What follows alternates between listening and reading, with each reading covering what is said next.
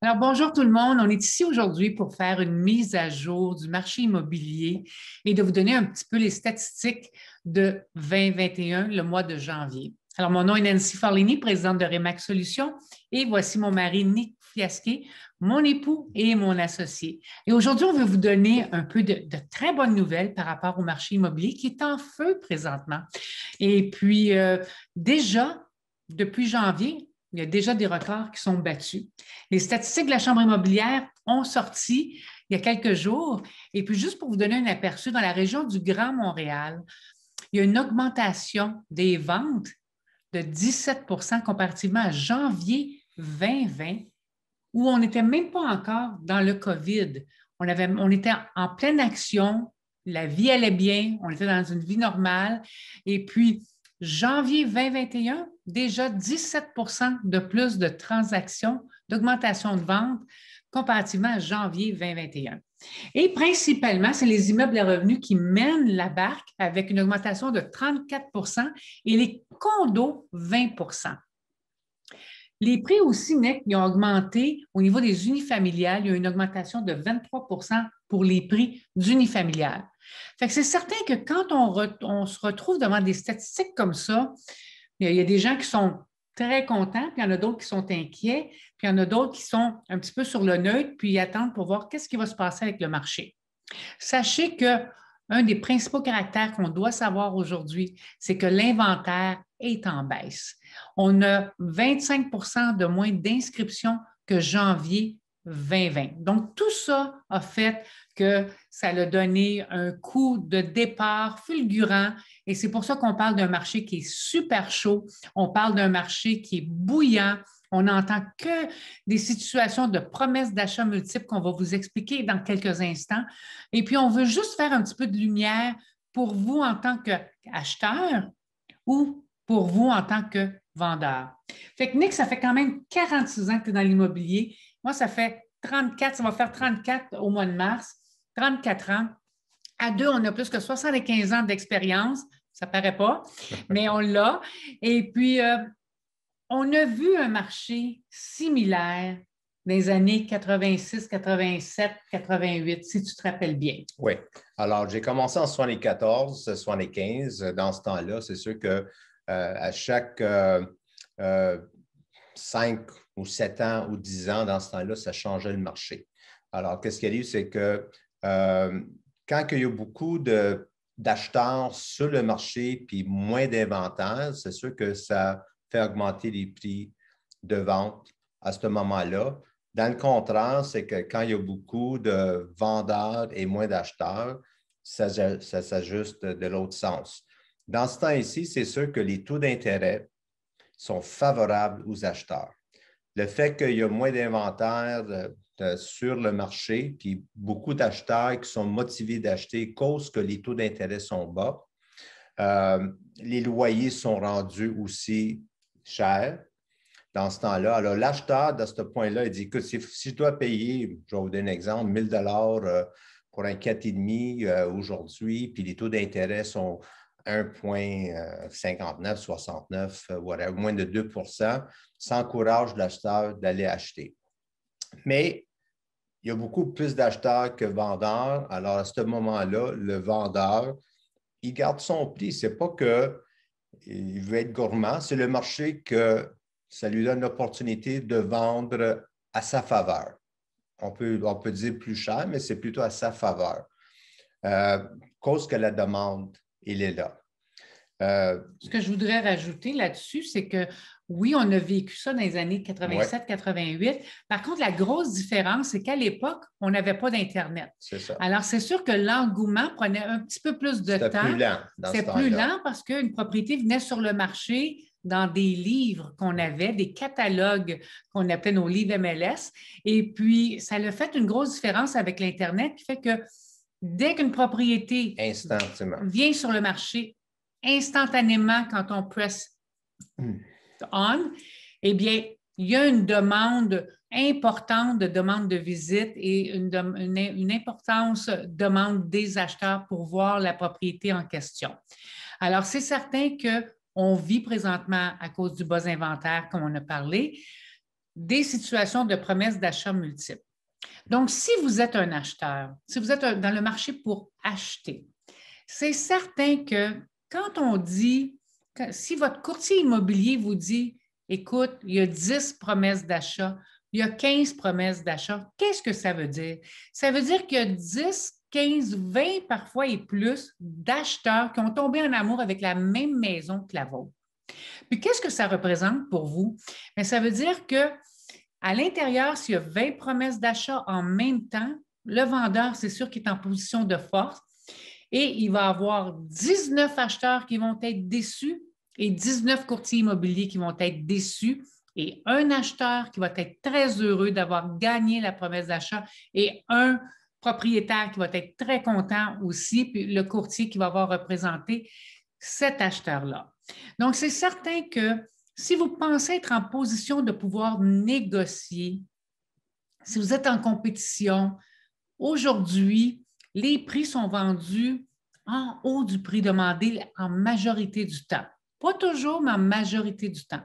Donc, si vous n'avez pas le goût de compétitionner, si vous n'avez pas le goût d'être en compétition sur une propriété, c'est peut-être pas le bon temps pour être sur le marché pour acheter parce qu'il n'y a pas assez de propriétés en vente et il y a beaucoup d'acheteurs très sérieux qui sont prêts à mettre les prix nécessaires pour pouvoir acheter dans ce marché-là. Pour aller dans la pensée de les personnes, c'est sûr que des fois, on a l'orgueil en disant « Ah, je ne donnerai jamais plus que 10 000 de plus, cause que c'est mon orgueil qui ne veut pas. Je ne veux pas que le propriétaire gagne 10 000 de plus. » Mais à la fin de la journée, c'est quoi que c'est important pour vous? Alors, si vous allez acheter une maison aujourd'hui, un condo, quelque que ce soit, puis dire « Ah, mais je vais la revendre demain pour faire 50 000 », ça se peut que ce n'est pas le bon choix de faire ce type de transaction-là. Mais si vous achetez une maison, puis ça vous coûte 10 000, 20 000, 30 000 de plus de qu'est-ce que vous pensez de payer, puis vous l'amortissez dans les 5 ans, 10 ans que vous allez habiter, alors, ce n'est pas significant? Significatif. Significatif, d'accord. Alors, à ce moment-là, c'est cause que vous allez habiter dans la maison ou si vous êtes locataire et vous payez 1 000 par mois, puis à 12 mois, c'est 12 000, puis il dit ah, « moi, je ne suis pas pressé, puis vous restez un autre 3 ans là, ça vous coûte un autre 36 000 de loyer. » Mais mettez-le dans la maison que vous allez amortir, puis vous allez habiter, que vous aimez pour l'acheter. Alors, beaucoup de personnes m'ont toujours demandé dans mes 46 ans d'expérience, c'est quand le bon temps d'acheter? Mais le bon temps d'acheter, c'est aujourd'hui, cause que dans 5 ans, vous allez dire « Ah, j'aurais dû acheter 5 ans passés. » Quand j'ai commencé, en 75, je vendais des duplex dans le secteur de Saint-Léonard à 32 000, 33 000. Puis le monde y pensait que c'était très, très, très cher dans ce temps-là. Oui, 32 000, c'était comme 32 millions dans ce temps-là. Le monde, il faisait 75 $ par semaine. C'était cher. Mais 5 ans plus tard, il disait ah, j'en aurais dû acheter 2. 10 ans plus tard, oh, j'en aurais dû acheter 4. Les prix puis le marché, ils vont se rejoindre à un moment donné. C'est sûr qu'il ne faut pas acheter au-dessus de vos moyens. Ça, c'est le plus important, bien entendu. Il ne faut pas, disons, se serrer à la gorge, puis de ne pas être capable de vivre après, puis toujours garder en tête qu'à un moment donné, les taux d'intérêt, ils sont sujets à augmenter. Ouais. Alors, il faut mettre ça dans vos calculs pour planifier pour plus tard, dans quelques années, possiblement si vous avez pris un taux d'intérêt fixe pour 5 ans, mais dans 5 ans, possiblement que les taux d'intérêt ne seront pas les mêmes. Donc, ça prend quand même un budget. Puis, comme Nick dit, n'allez pas au-delà de vos moyens. Soyez certain d'être en mesure d'acheter, dans le contexte économique qu'on est aujourd'hui, la maison pour vous, mais aussi tout en respectant le budget que vous êtes capable de supporter dans le futur. Ouais. Ça, c'est super important. Si vous arrivez que ça vous coûte un 20 000, 30 000 de plus, puis en calculant avec le taux d'intérêt d'aujourd'hui, que ça va faire, je ne sais pas, 100 $ de plus par mois. Mais c'est sûr que des fois, on fait un ajustement de notre vie, un Tim Hortons de moins par semaine ou quelque chose, puis ça s'ajuste ce prix-là. C'est sûr, mais il ne faut pas aller au-dessus de votre capacité. Si vous dites que si La première chose, les banques, ils ne vous autoriseront pas. Si, on dit, votre capacité, c'est 300 000, 400 000, puis là, tu veux acheter une maison de 500 000, mais la banque, il va dire non, merci, je ne te donne pas l'hypothèque. Mais si vous êtes capable de le faire à ce point-là, allez-y, cause que l'investissement de la maison que vous allez acheter aujourd'hui, 300 400 000, peut-être pas dans 1 an, dans 3 ans, ça dépend, mais comme les dernières années, ça a monté vite, mais peut-être pour les prochaines, ça va aller un peu plus lent.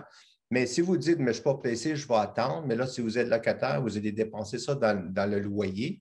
Et en même temps que peut-être quand que les prix plus tard vont stabiliser, mais là, qu'est-ce qu'il y a? C'est que le taux d'intérêt, ça n'est plus 1,89 ou 59, ça va être à 3, du 4, du 5 N'oubliez pas, là, 2 ans passés, jusqu'à la banque il nous qualifiait pour nous préparer que les taux d'intérêt, comment est-ce qu'on appelle ça en français? La base de calcul. Okay.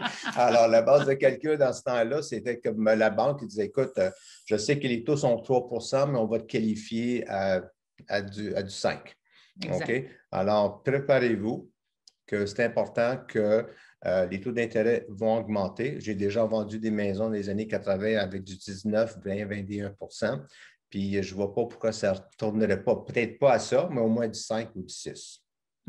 Et puis ça, c'est sûr que ça fait des années qu'on voit les taux d'intérêt qui sont quand même relativement bas. Même à 4 c'est très bas quand on a connu, comme Nick, du 20-22, ou moi, j'ai connu du 11 à 14 Alors, c'est certain qu'on voit ça, c'est des années records. Mais aujourd'hui, le stress test. Le stress test, c'est oui. Ça, en anglais. En anglais. En anglais. Alors, juste pour conclure sur le côté d'acheteur, je voudrais ajouter aussi que si vous êtes acheteur présentement, que vous travaillez avec un courtier immobilier, sachez que le courtier essaie de toutes ses façons de pouvoir vous obtenir la propriété. Ce n'est pas qu'il veut nécessairement vous faire payer plus cher s'il vous conseille de monter votre promesse d'achat. C'est juste que des stratégies qui sont différentes dépendamment du nombre de promesses d'achat qu'il va avoir sur la propriété que vous désirez. Alors, là-dessus, je voulais juste conclure sur le fait que le marché est en feu. Déjà le mois de janvier, on a battu des records. Février est très bien entamé. Et puis, si vous êtes dans le marché d'acheter, sachez que vous devez être compétitif, vous devez être préautorisé avec une lettre de financement. N'allez pas commencer à visiter des maisons si vous n'avez même pas fait l'exercice pour quel montant vous pouvez acheter. Et puis, faites confiance à votre courtier immobilier qui travaille pour vous obtenir la propriété. C'est un marché qui n'est pas facile, c'est un marché qui est difficile, qui est compétitif. Et puis, par le manque d'inventaire, on est en compétition avec plusieurs acheteurs qui veulent la même maison. Alors, sur ce, on vous souhaite une bonne reste de journée et nous espérons que vous avez aimé cette capsule d'information sur une mise à jour sur le marché immobilier dans le Grand Montréal. Merci. Ciao.